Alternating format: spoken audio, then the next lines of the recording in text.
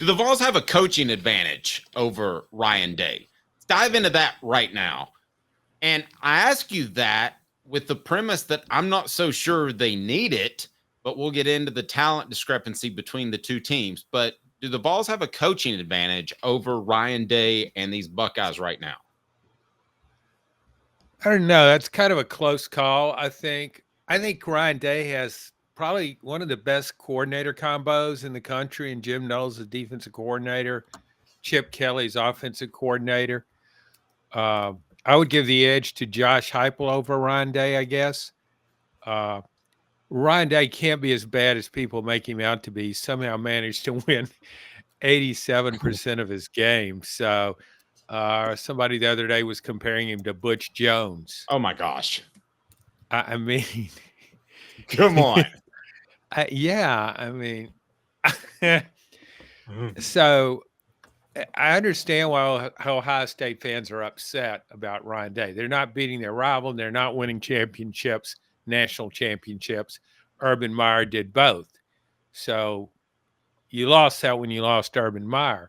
But there have been a lot of other coaches at Ohio State didn't win like Urban Meyer. So I think it's a real interesting matchup because I think of Josh Heupel as Tennessee's offensive coordinator. Me too. Don't you, Caleb? Yeah, I do. I totally do. Okay, so what do you guys think? Ohio State has a really nice combo. But I'll offer this. I don't know if we're getting somewhere closer to a suffice take, but if you give me both coaches right now, and I've got an opening for Hooker University, always walk the streets at night, but I've got an opening. Night classes are open. Yeah, or classes are always open, if you know 24/7. That's right. Yeah. So anyway, I will tell you this right now that I would take what I have seen because I think that Ryan Day walked into a pretty golden setup. I would take what I've seen in the past 4 years from Josh Heupel over Ryan Day, and you would have to wrestle me away from a bear to change my mind on that, John. Well, yeah. I mean, Ryan Day did walk into a great situation. I guess my compliment to Ryan Day, he's not as bad as his worst critics say he is. I'm not trying to throw bouquets his way. Ohio State had no business losing to Michigan. It just didn't. Home field, more talent, better quarterback, you name it. Josh Heupel, on the other hand, took over a horrendous situation. 10 starters transferring under the close watch of the NCAA. You assume NCAA penalties are coming. They turned out to be not too bad because UT imposed its own penalties. But Jeremy Pruitt was running the program into the ground. Nothing profound about that. But, so Josh Heupel flipped it right away. And that first season to me was really significant. To go 7-6 and average almost 40 points a game that year was really significant to me. And now he's built on that with an 11-2 season next year, top 10 finish. And of course, now we're in Tennessee is in the college football playoff. So yeah, I agree. Josh Heupel, if I were hiring a coach for Hooker University, I would take Josh Heupel right now. Over Ryan Day. I mean, obviously. Okay, well, let me take it a step further. Hold on just a second, Caleb. Or you can go, Caleb, if you'd like to. How many young coaches would you take right now? I think we would all agree that if Kirby Smart calls up any school and says, hey, I would love to coach there. I've got a second cousin who's lived there forever. You would take that phone call, right? Sure. But other than that, I mean, who's a lock right now?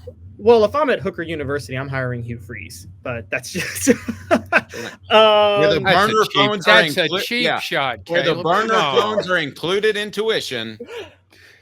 Well, I mean, the question it's is, even night at daytime at Hooker U. Right.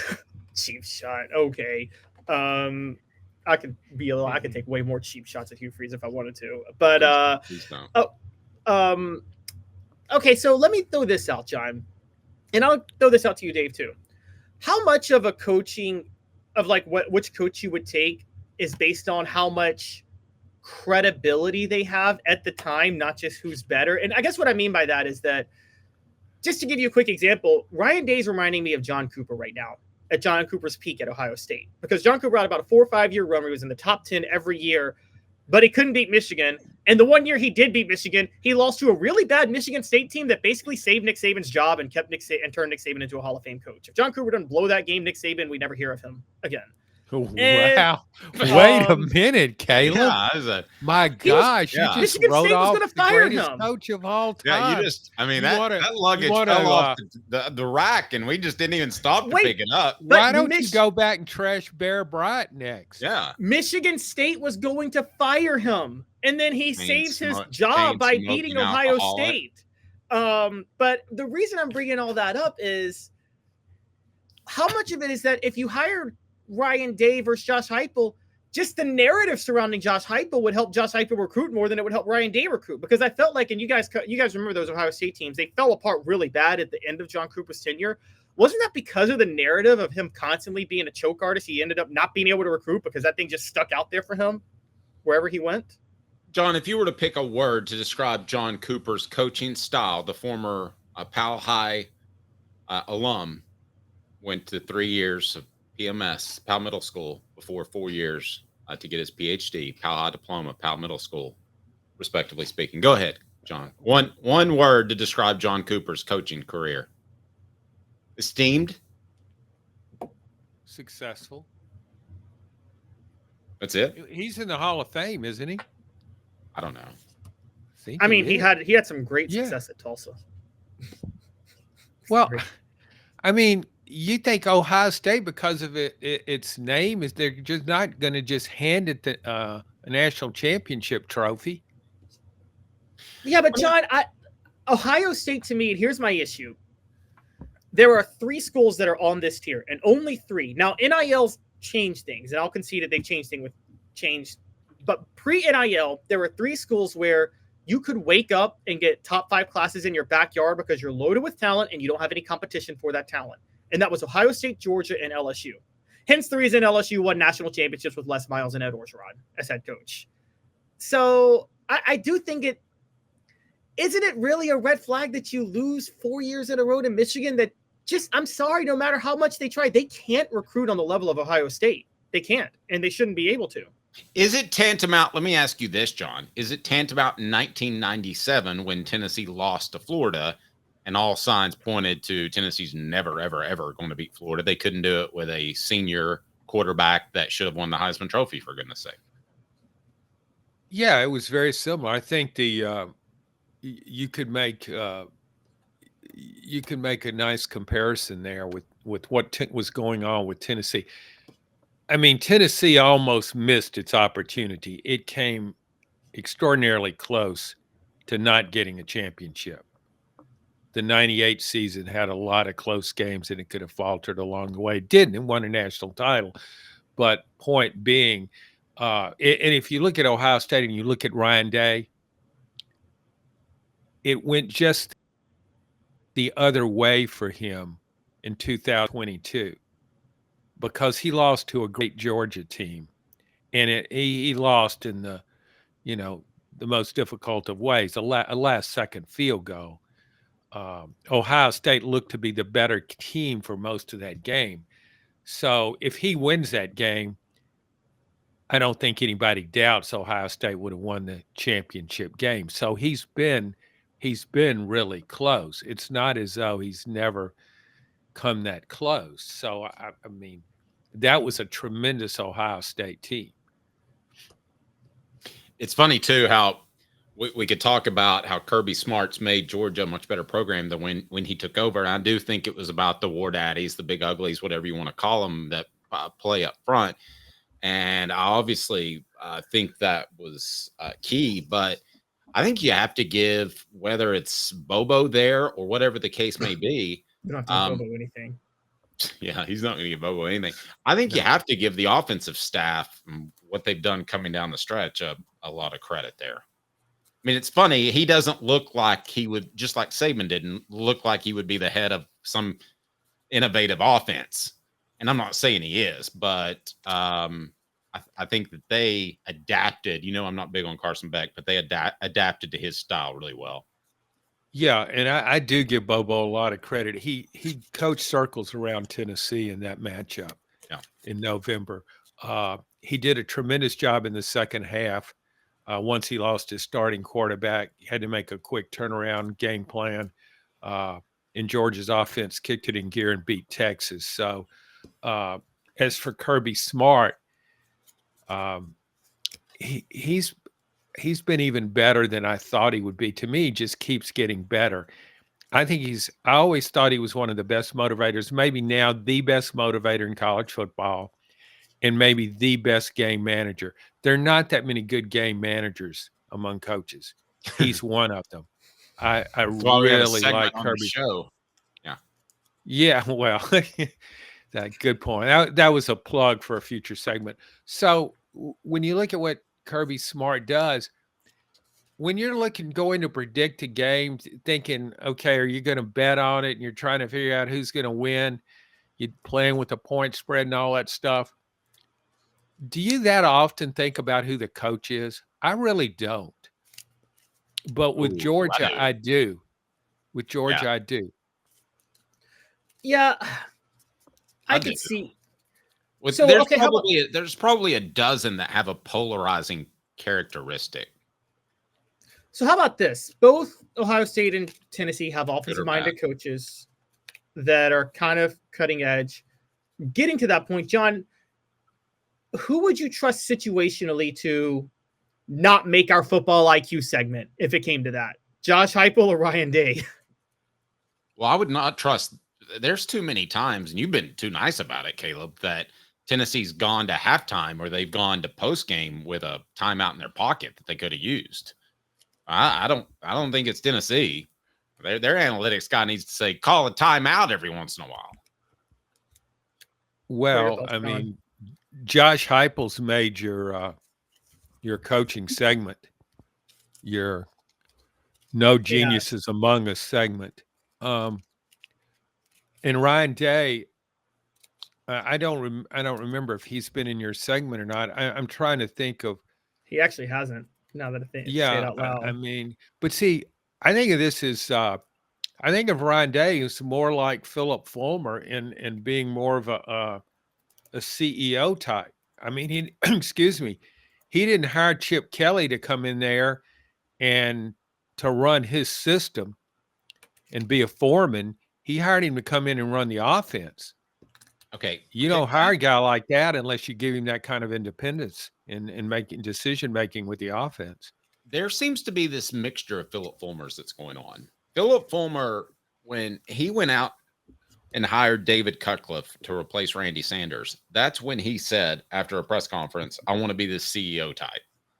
And I thought, well, that's not great to say, but nobody quoted him on it, so we moved on. But the Philip Fulmer, correct me if I'm wrong, it's slightly before my time, John, that was the head coach of the Vols in mid-90s, was a driven offensive coach who was determined to be a great recruiter. I think just to say that, oh, he's just one of these guys who just kind of took over and, got lucky. Those were two different Philip Fulmers. I think Philip Fulmer was very much in the trenches first time around.